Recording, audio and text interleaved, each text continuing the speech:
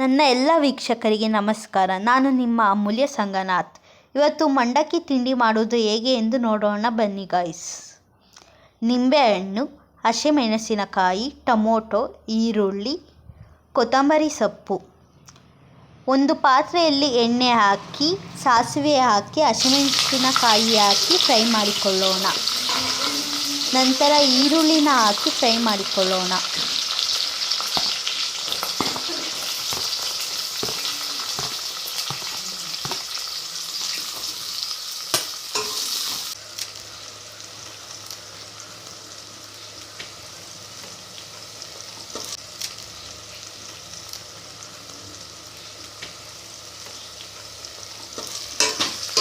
ಈರುಳ್ಳಿ ಫ್ರೈ ಆದ ನಂತರ ಅರಿಶಿನ ಪುಡಿಯನ್ನು ಸೇರಿಸಿಕೊಳ್ಳೋಣ.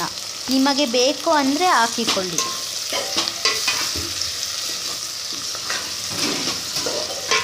ಈಗ ಟೊಮೊಟೊ ಹಾಕಿಕೊಳ್ಳೋಣ.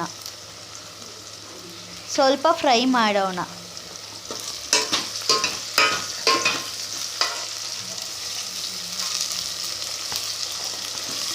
ಫ್ರೈ ಆದ ನಂತರ ರುಚಿಗೆ ತಕ್ಕಷ್ಟು ಉಪ್ಪು,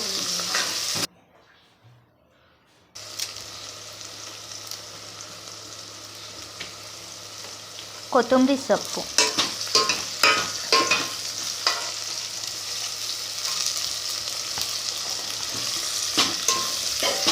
ಗೊಜ್ಜು ರೆಡಿಯಾಗಿದೆ. ಮಂಡಕ್ಕಿ ಕಲಿಸಿಕೊಂಡು ಬರೋಣ ಬನ್ನಿ. ಒಂದು ಟಬ್ಬಿನಲ್ಲಿ ಮಂಡಕ್ಕಿಯನ್ನು ಹಾಕಿ ಸ್ವಲ್ಪ ನೀರು ಹಾಕಿ ಮಂಡಕ್ಕಿಯನ್ನು ನೆನೆಸೋಣ. ಮಂಡಕ್ಕಿ ನೆನೆದ ಮೇಲೆ ಒಂದು ಪ್ಲೇಟಿನಲ್ಲಿ ತೆಗೆದುಕೊಂಡು ಗೊಜ್ಜಿಗೆ ಮಿಕ್ಸ್ ಮಾಡೋಣ.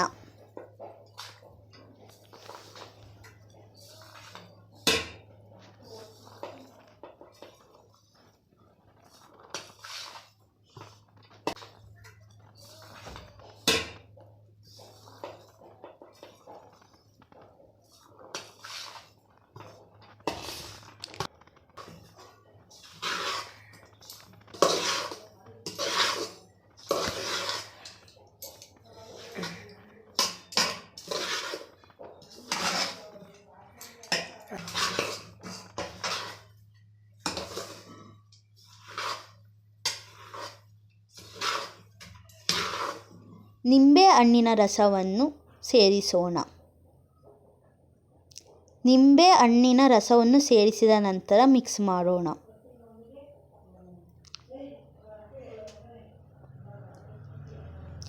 ಈಗ ಮಂಡಕ್ಕಿ ತಿಂಡಿ ರೆಡಿಯಾಗಿದೆ. ನೀವು ಮನೆಯಲ್ಲಿ ಮಾಡಿ ಟ್ರೈ ಮಾಡಿ ಹೇಗಿದೆ ಎಂದು ಕಮೆಂಟ್ ಬಾಕ್ಸಲ್ಲಿ ತಿಳಿಸಿ. Thank you.